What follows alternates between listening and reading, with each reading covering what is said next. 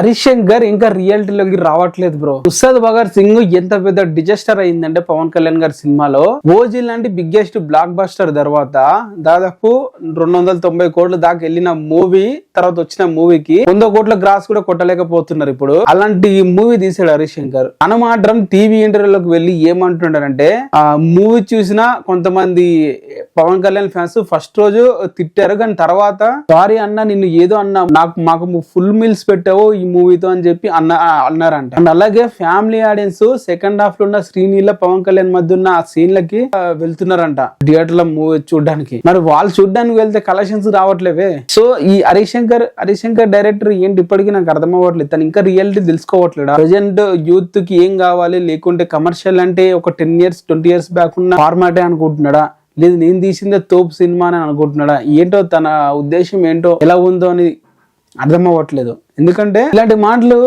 అన్ని ఉద్దేశాలు ఉన్నాడంటే ఒకసారి మూవీ ఇట్లా ఏదో యావరేజ్ టాక్ ఏదో నడుస్తుందిలే, బట్ అయినా కూడా ఇలాంటి మాటలు మాట్లాడుకోకూడదు కదా. మరి మీరేమంటారు దీని మీద కింద కామెంట్ చేయండి.